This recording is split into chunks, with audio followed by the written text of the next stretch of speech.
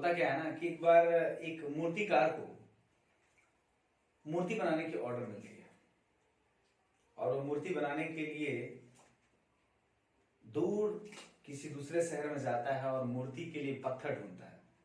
पत्थर खरीदता है और बड़े ही उच्च दामों में पत्थर खरीद करके लाता है और पत्थर खरीद करके और उसको मूर्ति बनाने के लिए, उसको ढांचा देने के लिए मूर्ति का, पहले वाले मूर्ति को लगता है वर्किंग करने।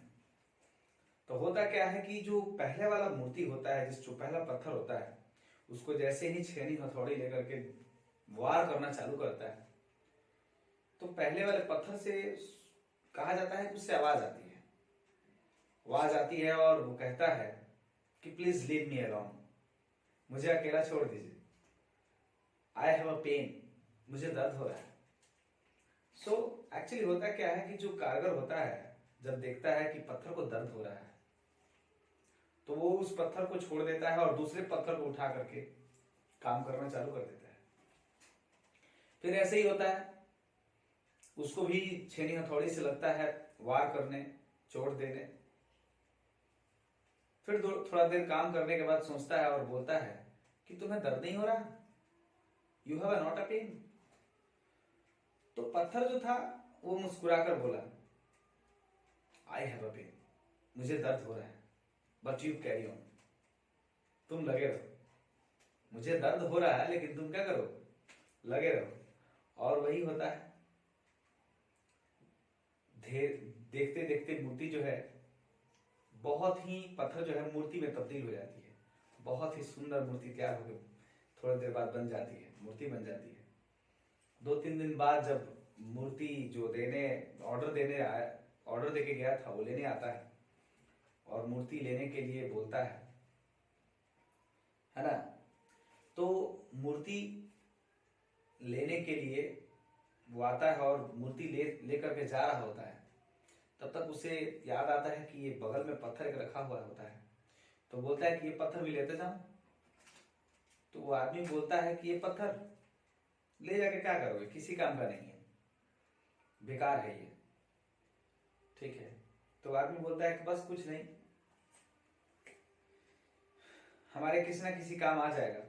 लेके गया वो और जो मूर्ति था उसको मंदिर के अंदर रखा और जो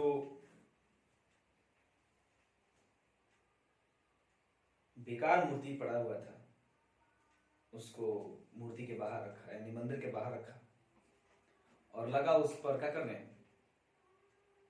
अब हुआ यूं कि जो मूर्ति दर्द सहा, जिसने दर्द सहा, उसको कोई प्रॉब्लम नहीं थी। और उस मूर्ति को लोग पूजा कर रहे थे, पूजा हो रही थी, लोग जल चढ़ा रहे थे। लेकिन जो मूर्ति दर्द नहीं सहा उस पर कोई भी आ रहा था और नारियल फोड़ रहा था। हमेशा दर्द हो रही थी उसे। तो अंदर वाली मूर्ति जो थी वो हंसी, और हंसी की आवाज सुनकर के बाहर की जो मूर्ति थी वो बोल पड़ी कि तुम हंस क्यों रही हो भाई। तो बाहर वाली मूर्ति की बात सुन करके, बाहर वाली पत्थर की बात सुन करके मूर्ति बोली कि काश तू भी इतना दर्द सह गया होता तो आज मेरी जगह तू होता, मेरी जगह तू होता और तेरी पूजा होती। लेकिन तुमने दर्द सहा ही नहीं। अब जिंदगी भर तुम्हें दर्द क्या करना पड़ेगा, सहना पड़ेगा।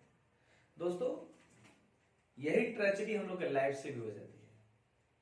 अगर हम 25 साल पहले, 25 साल तक अगर अपने ट्रेजेडी को नहीं संभाल पाए, नहीं अच्छे से